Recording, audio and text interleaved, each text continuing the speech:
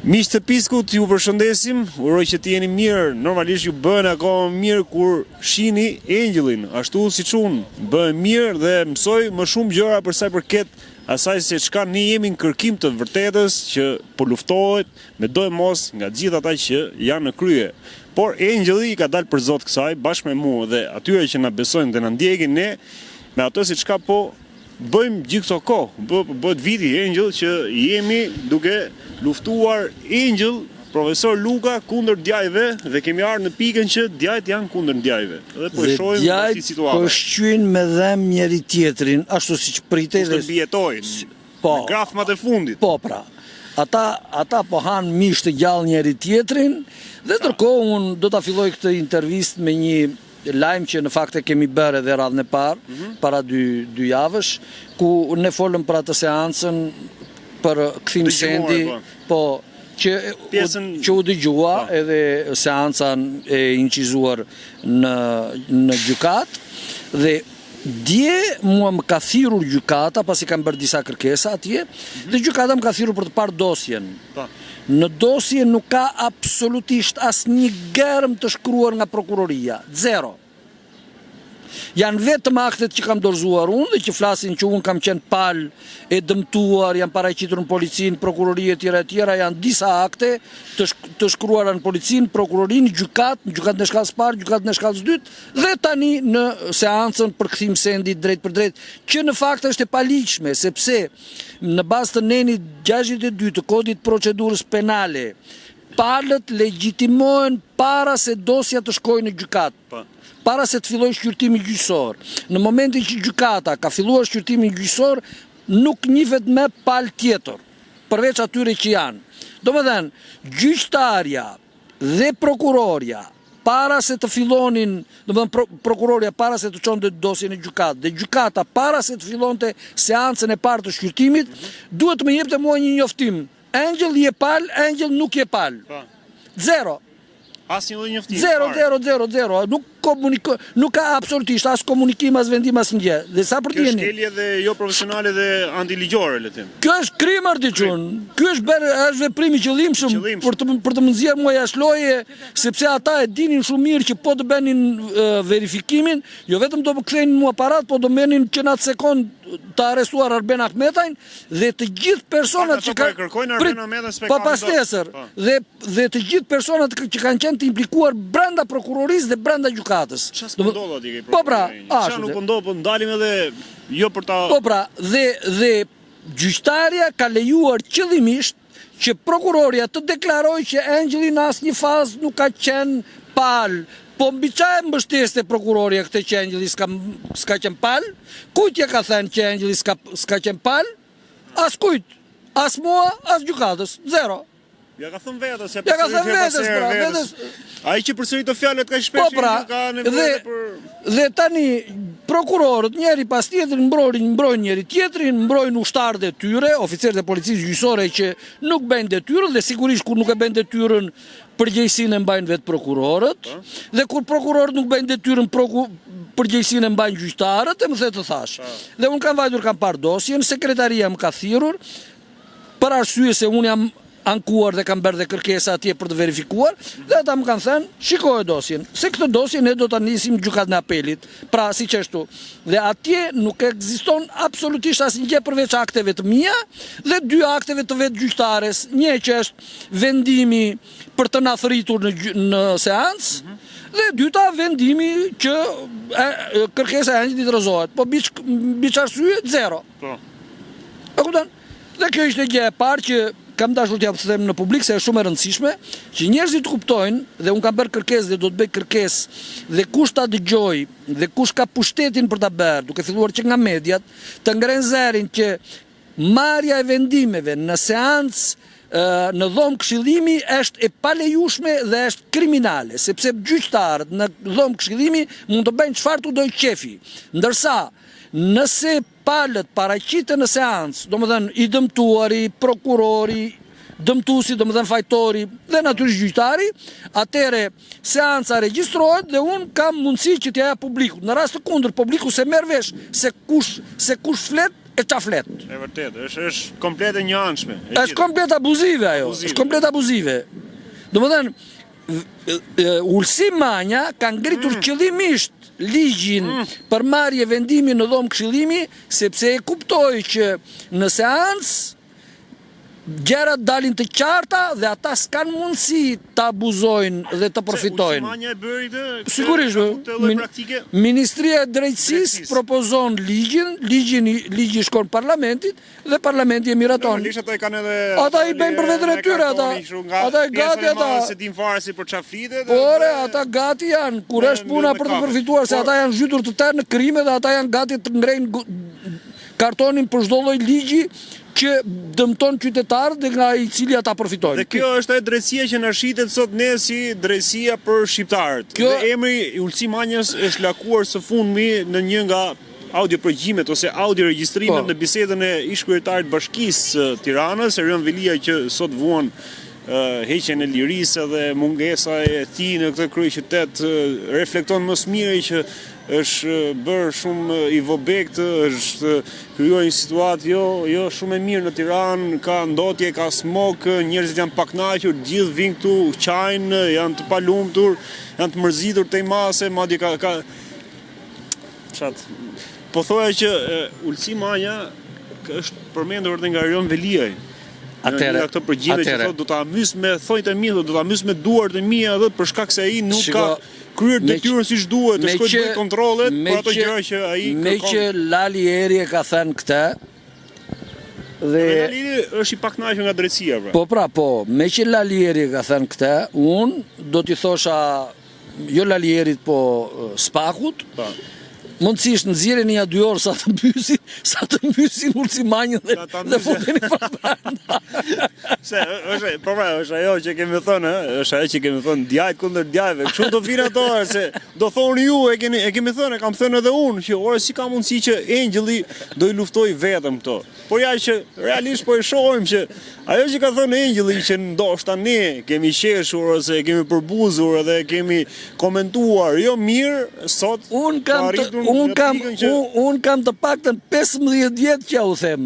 Sa për djeni, pavarësisht se njerëzit se dëgjojnë njëri tjetrin. Po. Imagjino, jo Velia që deri dje dilte me Ulsi.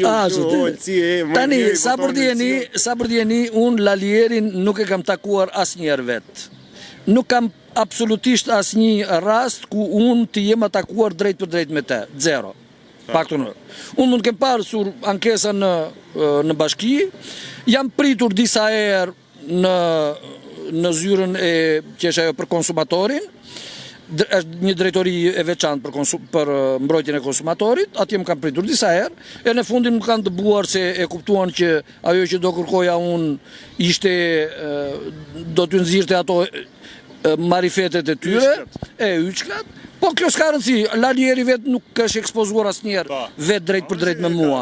Pastaj, se qa ka mund të ketë përfituar ai, unë nuk e diskutoj që ai ka përfituar. Kjo është tjetër gjë. Tjetër gjë kjo. Ndërsa me Ulsi Manjën, unë e kam edhe në Messenger, domethënë e kam pasur shok dikur, sepse e kam takuar disa herë. Po, para se të bëj ministër. Dhe unë të siguroj që ai është bërë ministër pikërisht për shkak se ka ardhur në djeni të atyre fakteve që kam thënë unë. Edhe Ulsiu. Po. Ka përdor deri diku në thonjza. Po, atëre unë ta them si fakt absolut që Edi Rama, po edhe Sali Berisha, edhe Ilir Meta, edhe të ashtu quajturit miq kanë përdorur mënyrën e korruptimit për të mbyllur historinë. Domethënë, në momentin që unë kam thënë Ulsi Manjës kështu, Ulsi Manja ka vajtur te Edi Rama dhe i ka thënë mbyllë gojën se të rregulloj unë tank ministër. Direkt.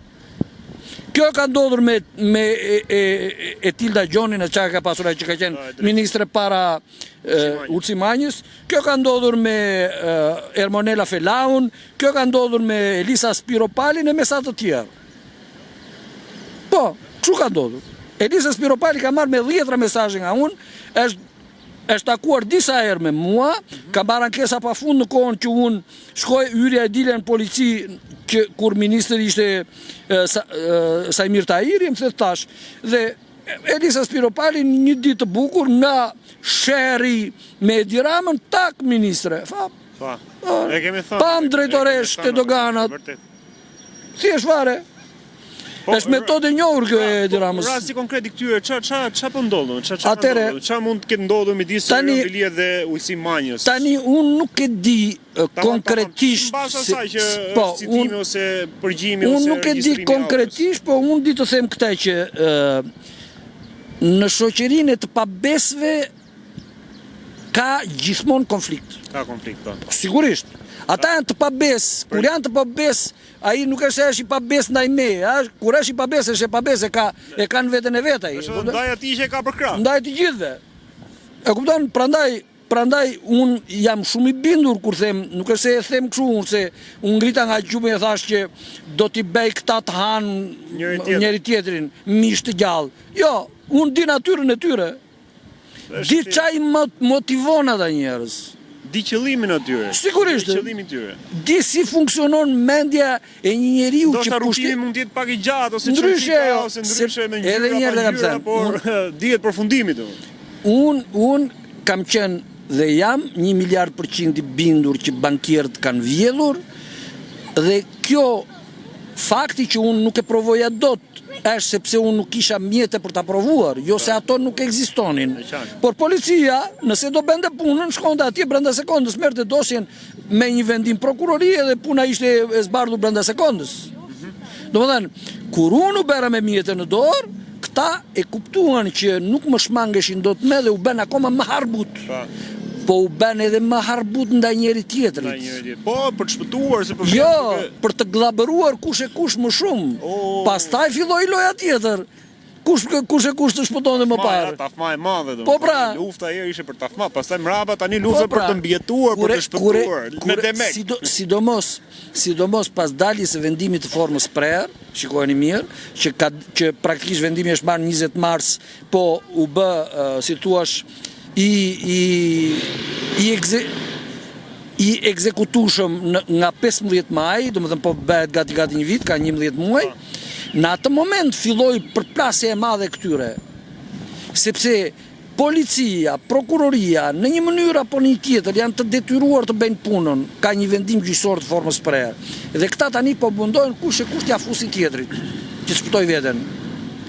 Dhe unë ju betojmë që këta do t'ia fusin në rend njëri tjetrit dhe do të bëhen, më fal për shprehjen, Mikesha. Na, do bëhen shoqe, do ngjiten pas njëri tjetrit.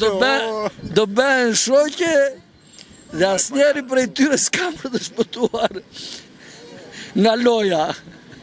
Nuk ka shpëtim. Asnjëri s'ka shpëtim.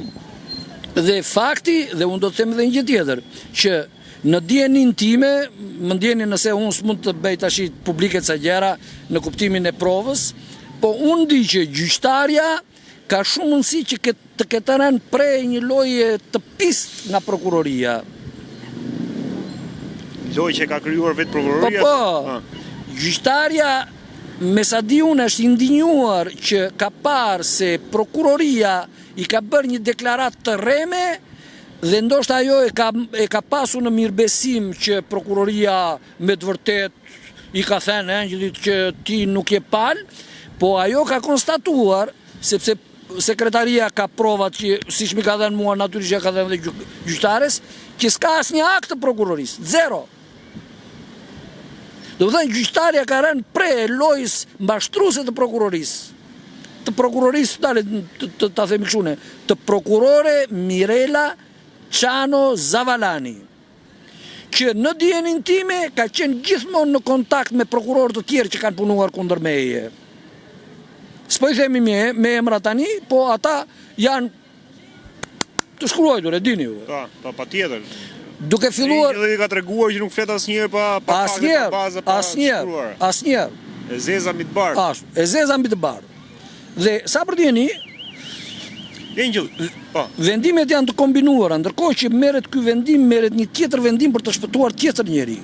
Do të thënë, gjithçka është e kurdisur dhe unë ju siguroj që në këtë kurdisje ka gisht direkt Edi Rama dhe persona të tjerë, përfshirë dhe Belinda Ballukun, që keq përdorin policinë e shtetit dhe sidomos shërbimet e inteligjencës.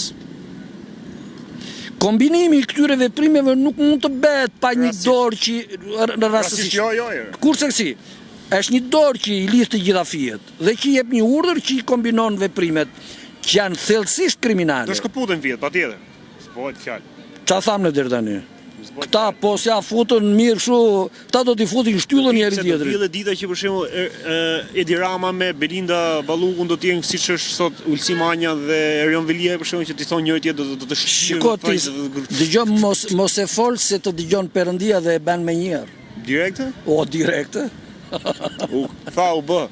Angel, kemi edhe një skandal tjetër në prokurori ku disa prej prokurorëve, njerëzve të institucioneve më të lartë të drejtësisë në Shqipëri nxjerrin informacione mjaft sensibël, mjaft të ndjeshme dhe shumë të rëndësishme të drejtësisë shqiptare. Kush janë këta, më thua dot në një emër?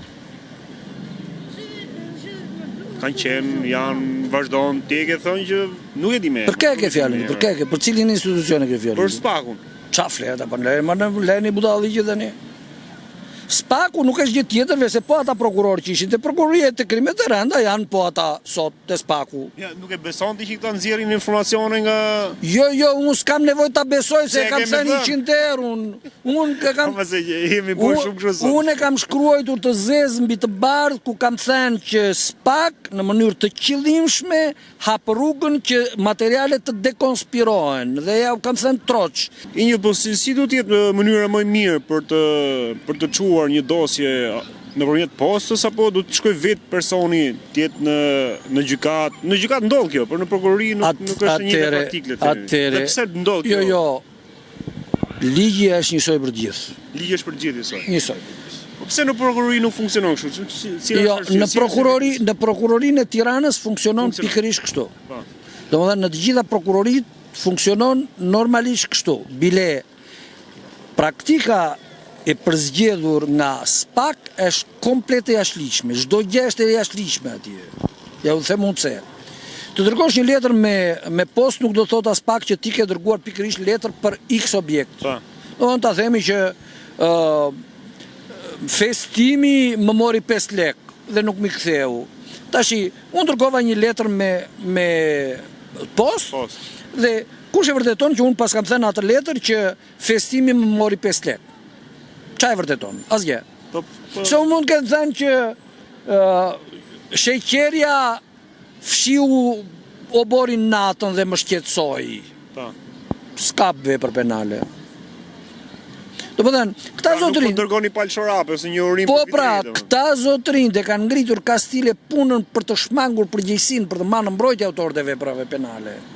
Sa për djeni, kur njeri bën një kallëzim, normalisht... Po pse si shmanget kështu? Pritani, normalisht, oficeri policisë gjyqësore i ngarkuar nga prokurori që ka marrë kallëzimin tënd, që mund të jetë në prokurori, në ambientet e prokurorisë apo në ambientet e policisë nuk ka rëndësi, e thret kallëzuesin dhe i kërkon një deklarim ku pastaj zyrtarizohet kallëzimi. Atëherë merr kallëzimi atë formën e plot. Dakor? Sepse aty oficeri policisë gjyqësore është i detyruar të mbledhë të gjitha provat që mund t'ja japësh ti dhe pastaj në vazhdimsi me urdhër të prokurorit mbledh dhe prova të tjera dhe plotson dosjen. Nga ai moment plotsohet dosja, shkon në gjykat. Spak nuk bën asnjë gjë të tillë. Fare. Thot dërgoj ti me letër. E dërgon ti me letër nuk thret fare. Vetëm kur të çon vendimin, fap. Që vendimi mund të jetë si ti do i qefi aty. Fare, ata janë komplet out. Bile sipas ligjit, nëse vendimi ka rënë për shembull konkretisht. Kush e bëri tek kështu? Sa ka kjo që është bërë kjo kështu? Në këtë lloj forme. Që nga fillimi, amerikanët kush e bëri? Miq tan të dashur. Ashtë. Pen mbajt si tan. Po. Që nga sekonda e parë që unë marrë... Ata që na duan fort. Që dërgoj një kallëzim dhe kallëzimi ta zem bje konkretisht ta zem në dorë të Klodian Braus. Dhe t'ja fut kodë bu, ha. Po dalër t'ja fus njërë... Pastaj Nëse për shembull bje në dorë të një prokurori që është në konflikt me mua, në konflikt në interesi me mua, unë kam të drejtë ta kundërshtoj. Pra, unë fillimisht duhet të marrë dieni se cili është prokurori që po heton. Mirë po zotërin, nuk bëjnë asnjë gjë të tillë, ata të dërgojnë pam vendimin, mos fillim. Bëhet fjalë për ty, për çështjen tënde, për kauzën tënde. Po fare po spjesi varet. Ore, si ndjeni veç kur me vesh te, do të nesër. Ore, ata çdo thonë që gjeta ilaçin. Çdo gjë e bëjnë qëllimisht që të marrin në mbrojtje autorëve të veprave penale dhe që ti të mos marrësh kurrë të drejtën tënde. Po, i kurdisin vet ata letrat. Ti brenda sfutesh. Ti lexosh vendimet e atyre, sepse ata e dinë shumë mirë që njerëzit nuk merren, për shembull, unë mund t'i publikoj ato në faqen time Facebook, por nuk i lexon njeriu ato, e kupton? Dhe bile edhe profesionistët, edhe gazetarët nuk lexojnë arsyetimin, ata lexojnë vetëm fundin. Çfarë i ka dhënë të drejtë, si ka dhënë të drejtë, kaq. E kupton ti? Mirë po, arsyetimet kanë shumë gjëra. Për shembull, në vendimin e formës prerë, që ka 11 muaj që nuk regjistrohet, çka ka ndodhur? E ka marrë Leonard Filopati, siç e dini juve, dhe Leonard Filopati çka ka bërë? Ka regjistruar vetëm fjalën mashtrim kompjuterik. Por vendimi i gjyqtares ka i formës prerë, ashtu si dhe ati të parit, ka që ka pastrim parash, ka fshehje, domethënë vjedhje transfertash, ka korrupsion, ka marrje në mbrojtje të autorëve të veprave penale, ka dhe deklarim të rem para prokurorit. Domethënë, gjithë secili prej këtyre duhet ishte arrestuar automatikisht, që sekondë e parë. Sepse bëhet fjalë për bashkëpunim, marrje në mbrojtje të njëri tjetrit. Është shkruar në vendim që Banka e Shqipërisë, është shkruar në vendim qartë, Banka e Shqipërisë ka fshehur aktivitetin kriminal të Bankës Intesa San Paolo, të Raiffeisen Bank dhe të kompanisë Western Union, qartazi edhe të vetin. Domethënë të tërë së bashku ata kanë mbuluar njëri tjetrin, kanë fshehur parat, i kanë vjedhur, ja u kanë dhënë personave të ndryshëm për t'i korruptuar, kanë pastruar para, kanë ngritur objekte, aktivitete e tjera dhe kanë deklaruar falsitete, domethënë të rreme në prokurori, detyrimisht edhe në gjykatë, kur ka qenë fjala. Domethënë prokurori përjedhoi në gjykatë. Përveç kësaj, Leonard Filopati nuk ka regjistruar as emrat dhe nga momenti që nuk regjistrohet emri, domethënë nuk ka veprim kundër një personi konkret. Domethënë, sot Genseko duhet ishte në burg, Denis Daralla duhet ishte në burg, Edmond Leka dhe Elton Çollaku duhet ishin në burg, Silvio Pedraci duhet ishte në burg, Kristian Kanakaris duhet ishte në burg, edhe ca emra të tjerë, deputetësh, bankierësh, biznesmenësh e tjera. Të tëra këto i mban fshehur Leonard Filopati. Dhe unë çoj kallëzimet në SPAK u fap në Durrës. Fiu do ai. Ore, unë kam marrë vendimin e fundit nga SPAK, nga gjykata. GPAKK, gjykata e apelit për krimet, domethënë për korrupsionin dhe krimin e organizuar. Dhe vendimi thot, prokurori KB ka shkruar rrt. Aty janë kallëzuar ER, EM, AT, asnjë emër, zero. Edhe aty? Po s'ka rëndësi, po i them kodin, domethënë ka shkruar vetëm inicialet. Gjatë gjithë vendimit nuk ka asnjë emër të plot. Dhe sa për dijeni, sipas ligjit, mos gaboj është neni 383 i kodit procedurës penale, një vendim pa emra është i pavlefshëm. Vendimi duhet këtë generalitetet e personave në fjalë. Domethënë kush është kallëzuesi, kush është i kallëzuari, kush është, Hajde, estrada.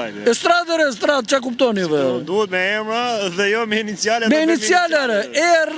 Po bëjnë skeç, ë? Domethënë kryeministrin e Shqipërisë e qua kanë ER, pse nuk e shkruan ai Edi Rama? Sepse automatikisht ky vendim duhet të merret në SPAK, nuk mund të shkojë në Durrës. Nuk e shkruan ai Artur Betani, po shkruan AM, nuk e shkruan Evgjeni Bashari, po shkruan EG, EB. E kuptoni të gjitha këtu, nga fillimi deri në fund. E kuptoni ku kanë arritur këta njerëz apo jo? Po Engjëll, po ai Ylsi Manja nuk po merr atë siç ka i thotë Eren Velia, shko kërko këtë gjë si më duhet për prova. Po se kuptoni juve që atëre dëgjoj çik këtu. Erion Velia i ka të drejtë të bëj një kallëzim penal kundër Ulsi Manjës. Ulsi Po Manjës. punësh është brenda, nuk e pi ujë si të janë gjithë Jo, jashtë. e ke gabim. Jo, nga ana ligjore, flasim nga Nga ana ligjore. Nga ana de facto, De realitet. facto edhe duke qenë atje në Biruc, ai ka të drejtë të shkruaj se atë nuk i thot njeri mos. Kanë dorëzuar pra të gjithë. Ku i ke? Po flet me Rama sot për Erion Veliaj. S'ka rëndësi ti çun. Po s'ka fare rëndësi, nuk ka fare. Po nuk ka fare rëndësi. Ti je i sigurt që po pra, ai ka të drejtë që të bëjë një kallëzim penal në bazë të nenit 304 të kodit të kodit penal. 304 avokati po t'japim një kështu gratis. Që flet për detyrimin për të treguar provën, që do të thotë, nëse Lalieri i ka bërë një kërkesë ministrit të drejtësisë apo kujdo personi tjetër. E kupton? Me apo pa pozitë. Që do thotë që Altin, ti je i detyruar të shkosh në filan vend, të marrësh provën dhe t'ja bjesh gjykatës. Sepse kjo provë mua më shfaqson. Domethënë, nëse ti nuk e bën, ti je fajtor. Që është fajtor, ë? Diskutohet. Dhe në rastin konkret, Ulsi Manja është doppio fajtor, se është dhe në shpërdorim të rënd të detyrës. E more vesh? Do më thënë, Ulsi Manja merr të paktën 7 vjet burg nëse... Vetëm për këtë gjë? Vetëm për këtë gjë. Vetëm për këtë gjë. Absolutisht vetëm për këtë gjë. Ai nëse Lalieri ka bërë me të vërtet kërkesë zyrtarisht që ai të shkojë në filan vend apo çdo që ti bëj, të bëj një veprim që nga kjo del një provë që shfaqson Lalierin, atëre dhe Ulsi Manja nuk e ka bërë, Lalieri që në këtë sekond i shkruan kallëzim penal të Spakut kundër ministrit dhe ministri duhet të arrestohet urgjentisht. Gojtë e Liga thonë që Erion Veliaj e Lalieri do bashkohet me Sali Berishën se kanë dorëzuar gjithë vetët, Ulsi Manja, Mua nuk më amend. Jo, mua nuk më amend. Do bashkohen bashkë siç është bashkuar dhe Arben Ahmeta me Berishën. Gjithë këto që ka lëshuar Partia Socialiste do bashkohen me PD-n që ta hedhin Rama për shkak se un kam përshtypjen që Lalieri nuk është shtari i fundit. Nuk është aq, jo, Berisha është do vim pushtetet të bëhet kryeminist. Berisha ka idiotë juve, po e. Nuk e beson që do ketë diçka midis Berishës nga këto që thuhet? Nga kush? Gojtë e Liga thonë. Tashti unë them, me ai sa e njoh unë, Lalieri nuk është e njëjta balt si Arben Ahmetaj. Një, dyta, në shkuptim si është më mirë. Çik më ndryshe si karakter. Ai Arben Ahmetaj është fundërin në çdo kuptim të fjalës. Po, kjo s'ka rëndësi. Po. Nuk e beson këtë pjesë, nuk e mendon. Jo, unë nuk e besoj. Unë di këtë që Lalieri ka shumë partizan vet. Ai mund të krijojë vet një sekt nëse del nga burgu, ai mund të krijojë vet një sekt apo një formë partie. E kupton? Se ka plot mbështetës ai. E kupton? Po kjo është tjetër gjë. Unë nuk e besoj këtë gjë. Po le të mos merrim me budalliqe, me amandësime. Nuk, po s'ka fare rëndësi kjo për mua. Do pranonte Berisha thua? Berisha si që theti, në këtë pikë që është, qa do që ti dalin, mundësish edhe në një nga Kozmos i ti thot, shiko se unë lesër ty të marrë të qojnë Kozmos atje që të shpëtosh nga drejtësia këtu, Berisha është gati. Kanë dalë nga media të ndryshme që thonë që Erion Veliaj e përdor Euronewsin, Top Channelin, Report TV në disa media tjera. Si e shihni këtë? Pra përdorimi i mediave nga politikanët. Që jepte urdhra nga burgu duke thënë që ta mbajnë në lajmin kështu, të vendosin titullin kështu, orientonte pyetjet, vendoste pyetje si do ta flasi këtë, si do ta godasi një politikan. Aldin, ose s'merresh me ndonjë punë më të mirë ti po merresh me këto gjëra. Ja 100 herë kam thonë vetes. Dale. Me emër, dal. Nuk zgjon. Se kjo pyetje është pyetje retorike që nuk kanë nevojë për shpjegim. Sa herë kam thënë unë që ata gazetarët që janë atje te Spaku, që më shikojnë mua për ditën, nuk flasin as fjalë. Po pse nuk e flasin ata? Pikrisht. Sepse qoftë Lalierin, mos është Lalieri është Edin, mos është Edi është Sala, mos është Sala është Iliri, mos është Iliri është Zeqiri. Ata janë në përdorim nga të tjerë. Ata nuk bëjnë punën e tyre si gazetar. E kuptoni këtë gjë apo jo?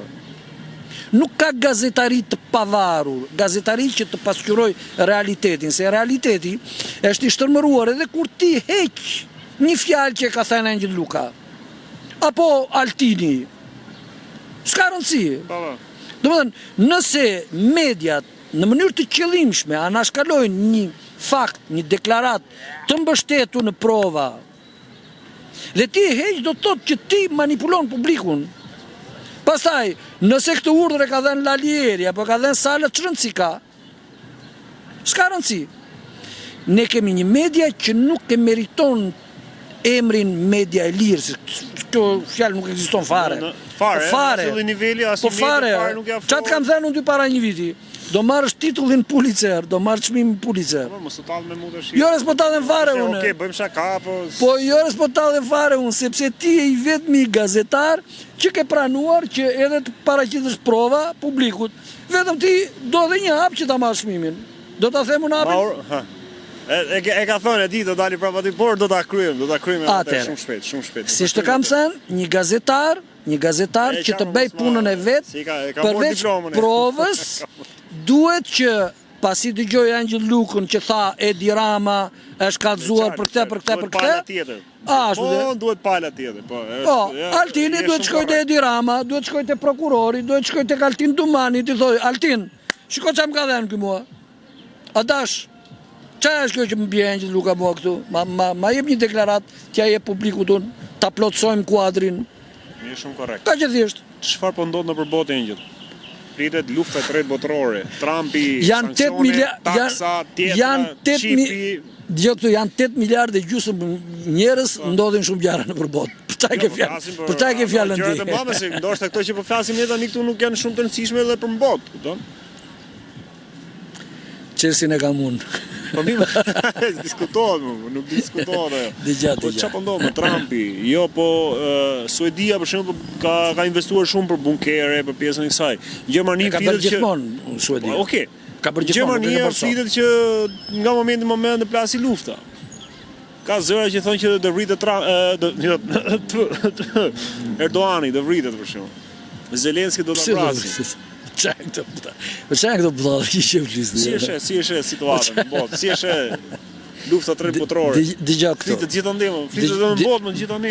Dëgjoj këto. Irani me sanksionet që ka vendosur ose ato detyrime që ka vendosur Trumpi, SBA-ja. Po kush e pyet Trumpin?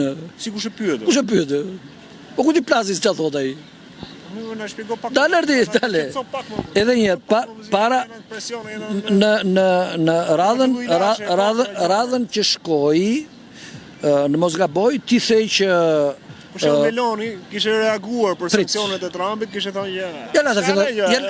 Dgjoj, në radhën e parë kishte qetësu pak ujëra. Prit, radhën e parë ti thej që Trumpi që sundon botën, dhe më të thash që Trumpi nuk e sundon botën. Shitet nëpër media me gjithë. Po lere tash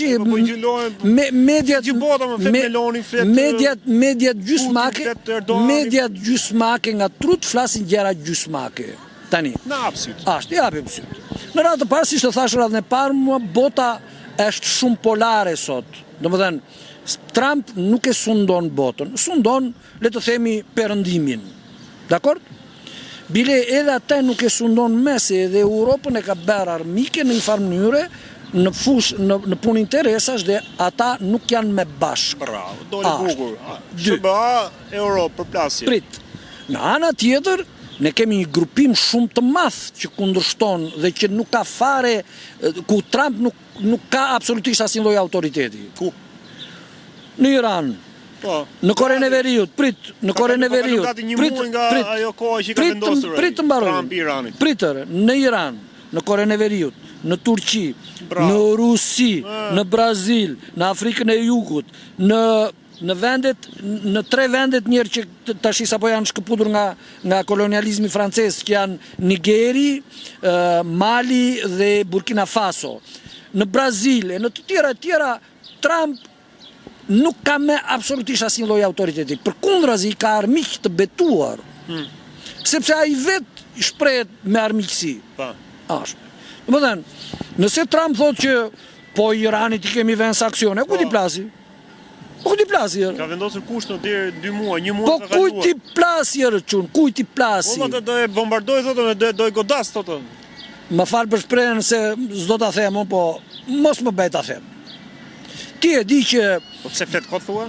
Po kot fare, dëgjoj mua këtu. Dëgjoj këtu. Ka karagjos tjetër. Fare ka, dëgjoj, ai nuk është karagjos, ai një për njërë për los blofin. Njërë për njërë për los blofin, e dyta, ai është i keq informuar dhe ndoshta qëllimisht. Ja bëjnë tjerë thua? Ndoshta qëllimisht i keq informuar nga CIA. Ashtu. Ata e duan që ai në përbot të lenam. Të lekokë lenam. Oje lenam. Sa për djeni që të kuptoni atë luftën që ai po i bën Iranit, që ta kuptoni konkretisht. E dini ju se kur është bërë traktati i marrëveshjes së miqësisë midis Rusisë dhe Iranit i fundit? A dini? Jo, nuk e dim. E shikona? Se po ta dinje, nuk do flisi budalligje kështu ti si që flet ai. Është bërë pikërisht në datën 20 janar kur zoti Trump betoi si presidenti 47 i vitit i Amerikës. Pikërisht atë ditë. Që do të thotë? Që do të thotë që Rusia qartë i ka thënë që nëse prek Iranin, llokumet i ke kështu njëra pas tjetrës, kanë 6250 ata. Fiks pra, kjo do ndodhi pra. Po s'mund të ndodhin. Se Amerikanët nuk kanë budallënj sa të shprehin butonin kundër Rusisë. Se e shkrin botën ai brenda sekondës. Po pra kjo do ndodhi pra. S'mund të ndodhi. Se te po flasi sot në botë pra kjo do ndodhi. Sepse janë budallënj, nuk do ndodhi. Kjo do ndodhi pra. Po nuk do ndodhi. Do shkojnë në Palestinë, do përplasin atje. Po, Rusia i ka thënë qartë që po futen në Palestinë, dhe jo vetëm Rusia, po edhe Kina. Po. Edhe Irani. Po, edhe Irani, pra, do të lëshoj bombën bërthamore është gati. Asgjë, do ikin me bisht në shal. Kaq. Rusia do të vjellën Turqi, do të vëjtet presidenti. Po lërini budalliqe tash. Shiko, rusët kanë qenë gjithmonë jashtëzakonisht të matur. Po, edhe kanë inteligjencën e gjitha, shërbimet sekrete. Po ashtu të jeni të sigurt që Amerika është shumë e ndërgjegjshme. Domethënë analistët e CIA-s dhe të shërbimeve të tjera të inteligjencës amerikane janë shumë të ndërgjegjshëm që kapacitetet e Iranit janë jashtëzakonisht të mëdha, edhe në fushën e inteligjencës, edhe në fushën e inteligjencës artificiale, në shërbimet kompjuterike çfarë doni ju. E vetme gjë që rrezikon të ndodhin është zhduka e Izraelit. Sepse nëse Izraeli vazhdon të shtyj Trumpin për të ndërmarrë veprime të tilla, se Izraeli po e shtyj Trumpin pra në këtë që po përcjellet reforma. Pas një diskutim. Trump ka një sponsor, Izraelin. Aktualisht. Po, që në fillim. Që në fillim, ka pasur që fillim. E di, e di. Sigurisht e di. Po s'e ke thënë tani. Po tash, po s'e ke, jo të gjitha thonë, apo s'ka lidhje. Mbahet sa gjëra. Mbahet Angela, mos na dil tani se po si ka pas Izraelin që në fillim Trump, pa i thashë do ndal luftën e po vritën ata atje, më fal për shpresë se ti e di që unë kam ca shpreh nga të monës. Leshin. Dëgjoj tani. Tani nuk ka luftë, po s'ka leni budalliqet, nuk do ndodhin. Edhe mos harroni një gjë, jam unë ai që kam thënë që shumë kohë përpara, që Rusia do ta presi në mes Europën nga Berlini, siç e ka pasur gjysmë e Berlinit, e do dali në Trieste, nga ana tjetër, në Ventimiglia të Italisë. Po pse kam thënë, unë kujtoni ju se kam thënë që ushtria ruse do futet në Europë edhe të pushtojë Europën, siç e pushtoi kur ra Gjermania naziste në luftën e dytë botërore, jo. Por sepse tashti njerëzit po e kuptojnë se perëndimi nuk është me ai që pretendonte të ishte, dhe interesat e vendeve nuk janë ato që ishin. Se kush do dominojë? Europa thonë ju, do dominojë? Jo, Europa do ndahet në gjysmë. Gjysma ashtu siç ishte perëndimi do kaloj me perëndimin, domethënë me Amerikën, dhe gjysma ashtu siç ishte me lindjen do kaloj me lindjen. Kur nesër të ndodhi kjo? Nga ora 12 sot. Domethënë, ajo që duhet të them unë është konkretisht që ti ke shqiptarët në Amerikë, pra kanë problem, mund t'ikin ata që ka dalë lotaria, që kanë mundësi gjëra. Unë jam i botës së lirë ardiçun, njeriu mund të shkojë ku ti do i qefi. Jo, po them, po flasim për po do t'ikin në Amerikë, jo.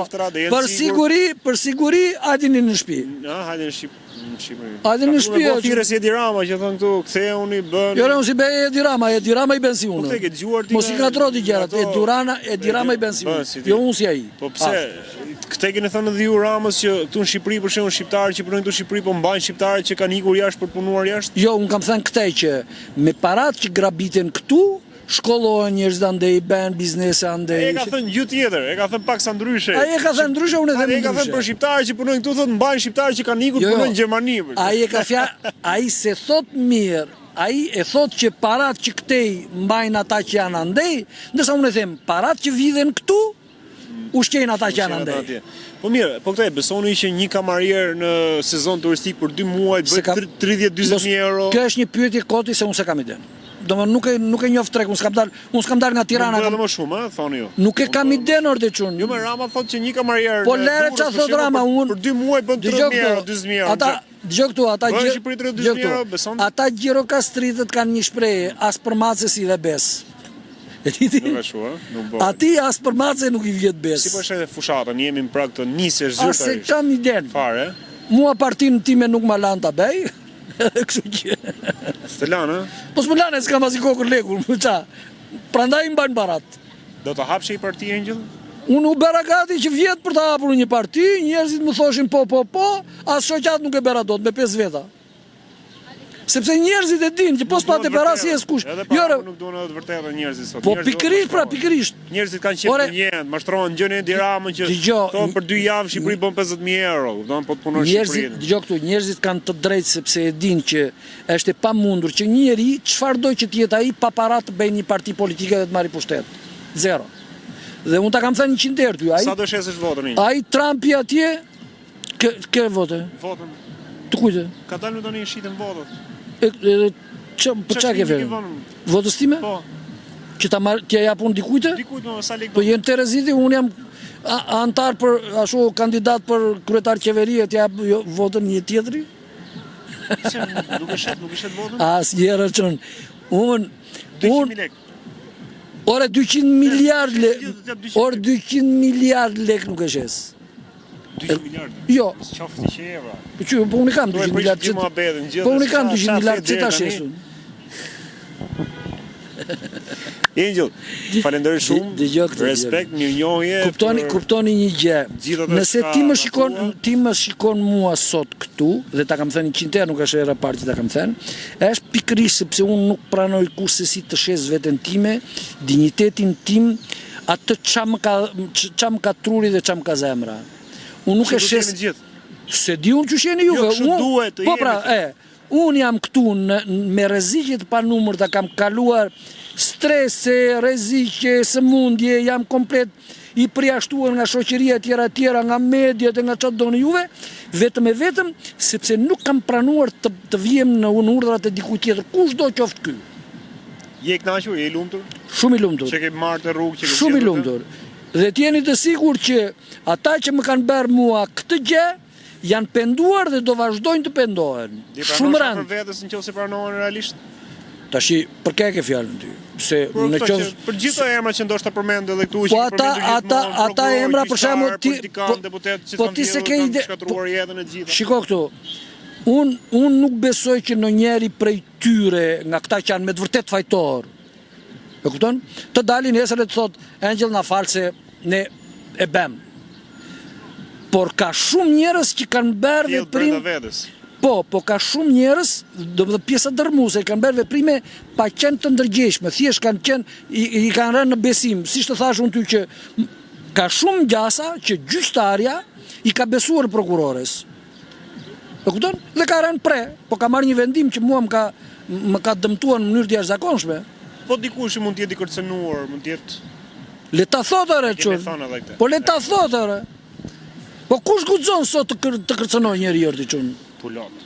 Ha? Lot ke. Jo. Është kthyer model, është kthyer. Jo, prit, mos harroni gjë. Guximi i dhunuesit bazohet vetëm te frika e atij që dhunon. Ta mbyllim me kaq? Ha, qa? Mi, do takohemi herë tjetër. Mendoheni mirë të që tha profesor Luka tani në fund, realisht nëse na jepni një përgjigje dhe një shpjegim të kësaj që tha në fund, jeni me ne. Asnjë njeri në botë sot, jo nga këta të ashtu quajturit me pushtet në vendin tonë, po në botë nuk ka mundësi të kërcënoj një njeri tjetër, sepse brenda sekondës ai njeriu tjetër merr në telefon policin dhe i thot filani më rrezikon jetën, më rrezikon, po policin të them unë ty. Ashtu. Domethënë, vetëm nga që keni frikë, ata guxojnë t'ju kërcënojnë. Dhe në asnjë vend nuk fiton frikacaku, fitojnë vetëm guximtarët. Asnjëherë frikacaku nuk fiton. Domethënë, frika është një këshilltar jashtëzakonisht i keq. Miq, ju përshëndesim.